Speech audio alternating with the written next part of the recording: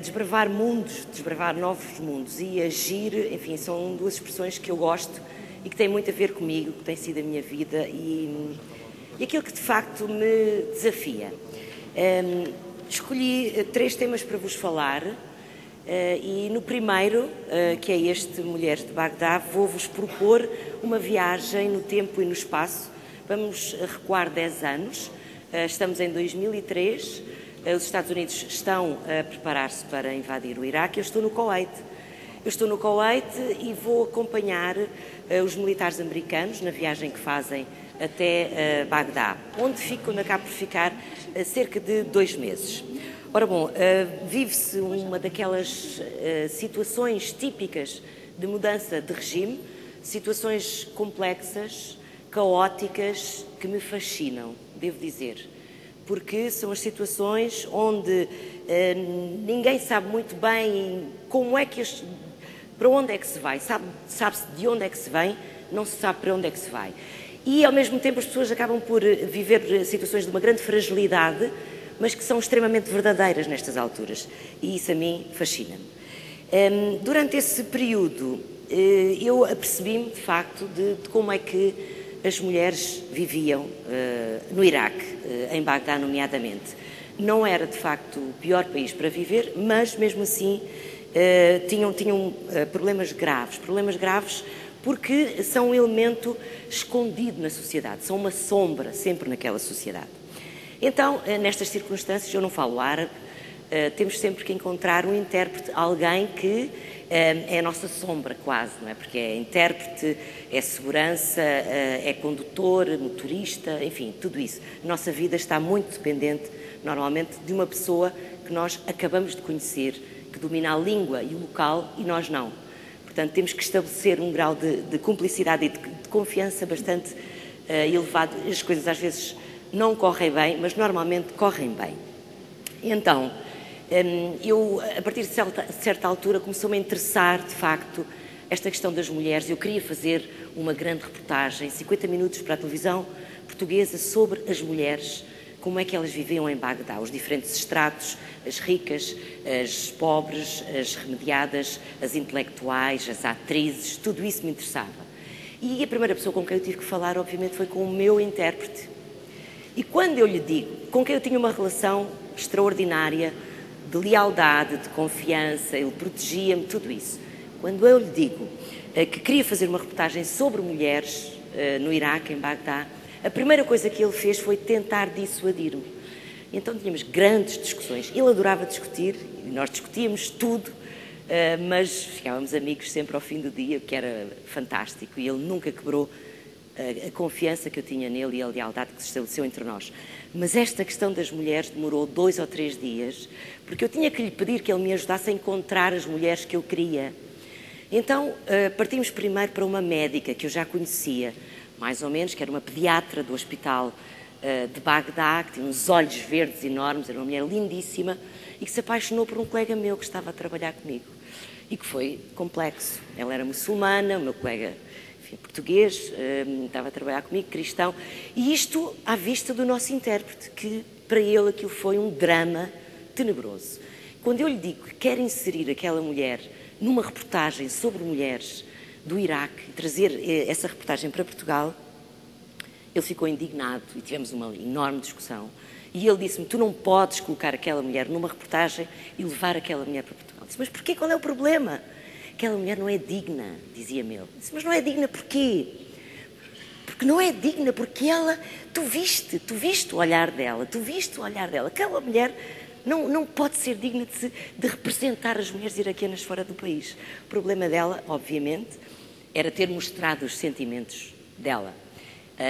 Mas, enfim, eu disse-lhe que não abdicava e que, nesse caso, eu nem precisava dele, porque ela falava inglês, portanto, essa mulher eu iria inseri-la. E precisava de outras. Precisava, nomeadamente, de uma atriz. Eu queria uma atriz iraquiana. Isso foi um drama inacreditável, porque ele começa-me a dizer, mas eu conheço o melhor ator iraquiano que já representou Shakespeare nos palcos de Bagdá. É fantástico. Ele poderá dar uma imagem do país fabulosa. E agora vens-me pedir uma atriz de séries de televisão iraquiana. Como é que é possível? Bom, mas eu não o larguei, ele conseguiu encontrar e eu consegui, enfim, dar voz a uma série de mulheres diferentes nesta reportagem. Se calhar uma delas que me impressionou mais era uma rapariga com 23 anos, que se chamava Uda, que tinha acabado de fazer a faculdade, os estudos de inglês. Ela queria ser escritora em língua inglesa. A faculdade onde ela andou estava toda queimada. A biblioteca onde ela era bibliotecária na altura estava perfeitamente destruída. E ela tinha uma conversa incrível. Ela explicava muito bem, dizia: nós, as mulheres, nós aqui vivemos, de facto, somos a sombra, enfim, nós podemos estudar, as mulheres podem ser advogadas, podem ser médicas, podem fazer todo tipo de estudos e de profissões nessas áreas, mas nunca são reconhecidas como os homens, porque nós, de facto, estamos sempre em segundo plano. E quando passei para um plano mais íntimo com ela, e lhe pergunto, e começo-lhe a tentar saber mais sobre se ela namorava, se ela queria casar, que ideal é que ela tinha de homem para acompanhar pela vida. Ela dizia que namorar nem pensar, porque isso era pecado, era um crime. Ela já tinha visto amigas da idade dela, enfim, sofrerem maus tratos pelo facto de mostrarem sentimentos por alguém, portanto ela não iria correr esse risco, iria esperar que os pais lhe dissessem com quem é que ela deveria casar.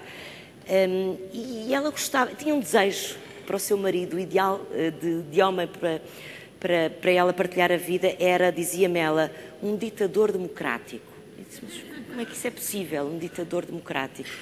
E ela dizia: sabes, aqui são todos ditadores, desde dentro de casa até, enfim, qualquer plano da sociedade. Portanto, eu espero que ele seja ditador, mas que ouça a minha opinião, pelo menos de vez em quando. Portanto, espero que seja democrático nesse sentido. Enfim, foram mulheres que me impressionaram muito, que tinham alguma voz, mas pouca, mas que eu achei que devia trazê-las até aqui. E daqui vou partir para uma outra mulher, uma mulher sobre a qual eu investiguei também, que chegou a este país, a Portugal, nos anos 60.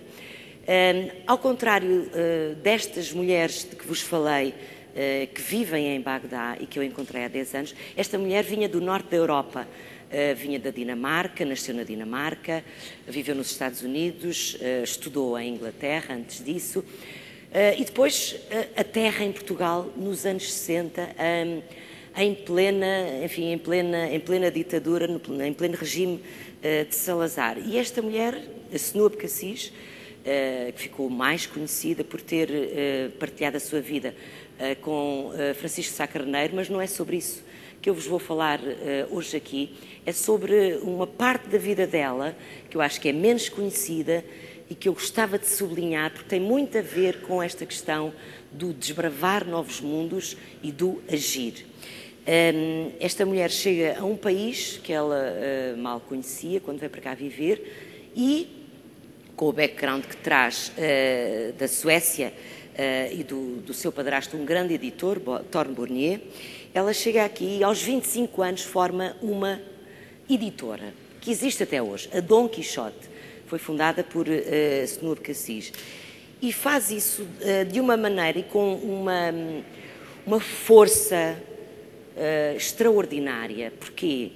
Porque estamos num regime completamente fechado, onde era extremamente difícil conseguir ler literatura, ou ler literatura não, mas ler imprensa internacional, e ela chega aqui e consegue publicar coleções de artigos e também autores estrangeiros, mas coleções de artigos que falam de problemas que hoje podem nos parecer comezinhos, mas recuando 50 anos eram problemas fraturantes, como a pílula, as drogas, a Igreja, o Vietnã, o Biafra, enfim, questões tabu para o regime português. E ela chega aqui e consegue, e arrisca tudo e consegue publicar esses livros, com, obviamente, custos inacreditáveis, de ter a PIDE muito perto dela, a invadir muitas vezes a editora, a levar os livros, a ter prejuízos económicos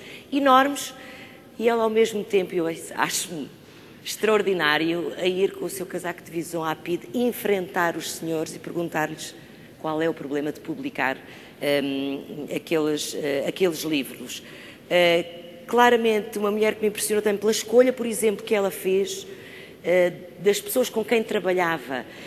Ela escolhia as pessoas pelo valor intrínseco, pela qualidade profissional de cada um e não por outra razão qualquer. E isso hoje pode ser banal, naquela altura não. Tinha um peso extraordinário, porque montar uma editora, trabalhar com livros, com uma coisa pública e admitir na sua editora pessoas perseguidas pelo regime, pessoas que já tinham sido presos políticos, que mesmo 30 anos depois recordam-na como uma pessoa que os tratava de uma forma séria, inteira, sem levar em conta outras circunstâncias que não fosse o desempenho profissional e o desempenho pessoal também de cada um, portanto, a honestidade no trato que ela tinha para com essas pessoas. Que fazia uma coisa extraordinária também, isto hoje pode parecer também comum, há 50 anos, não era de todo.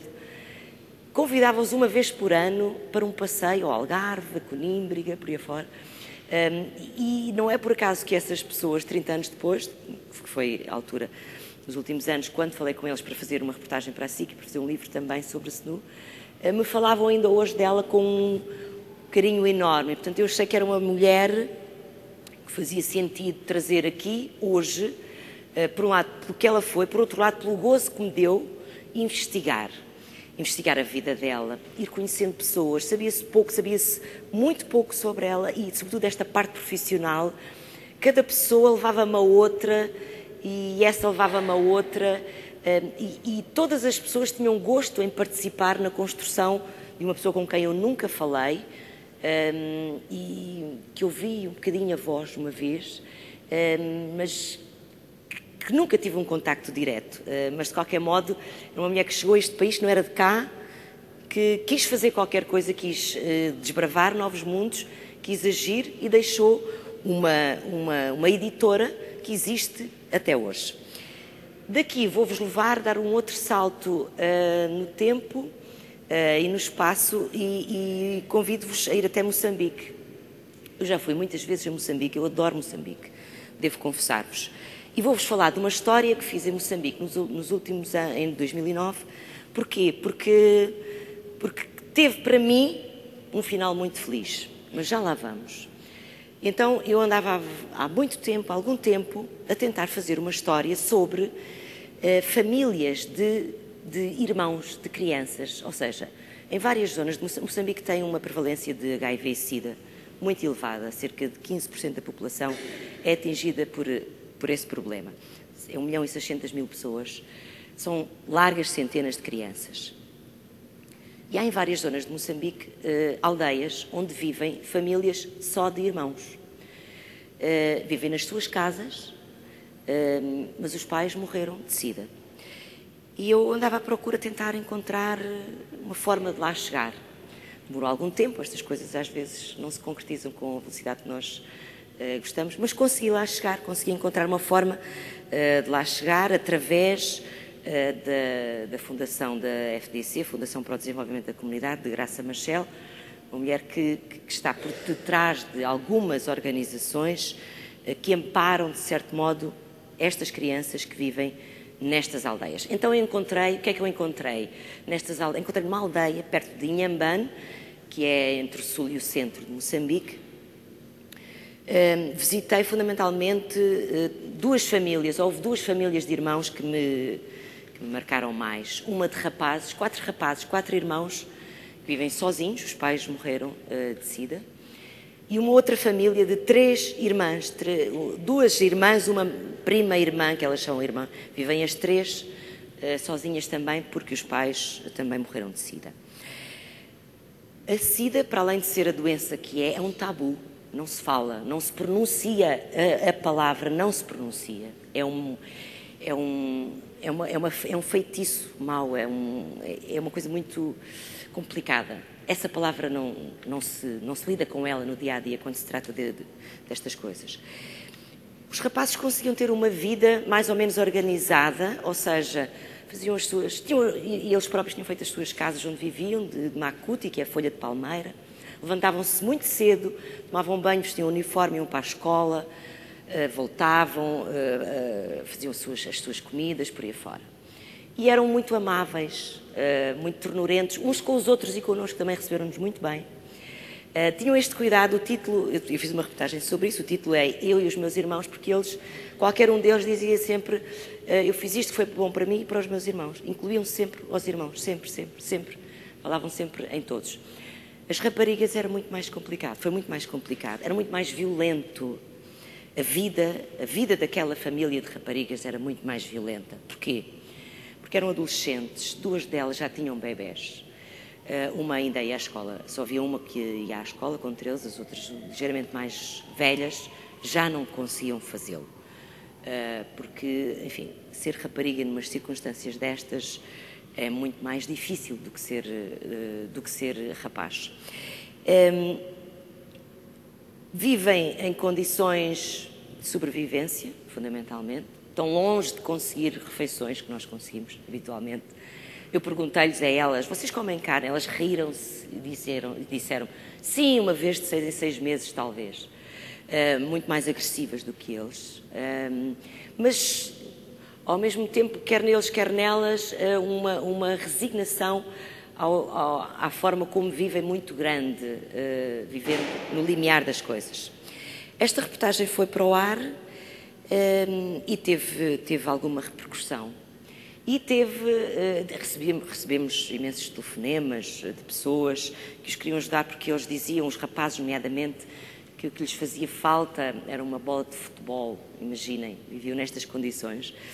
Obviamente, devo dizer que nós, quando acabámos de fazer a reportagem ainda lá, 2 dias depois fomos visitá-los ainda lá, dizendo que ainda não tínhamos acabado bem o trabalho e fomos porque levámos uma bola e tivemos para aí 1 hora a jogar futebol com eles.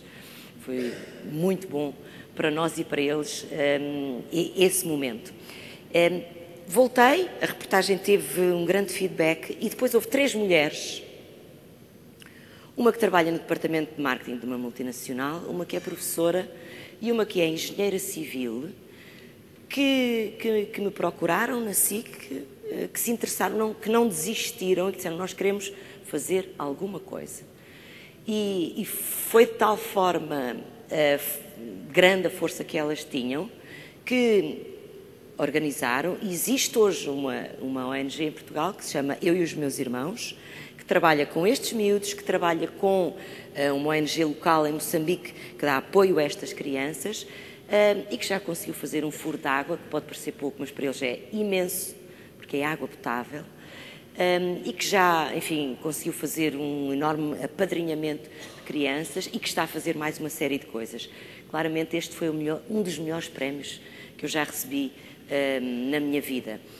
Para terminar, queria só dizer-vos que vos quis falar destas 3 situações ou destas 3 circunstâncias porque me parece que tem muito a ver com o desbravar novos mundos e com o agir. Eu, quando iniciei a minha profissão, quando acabei de estudar uma professora me influenciou muito e eu quis ser jornalista, eu queria ser jornalista para mudar o mundo.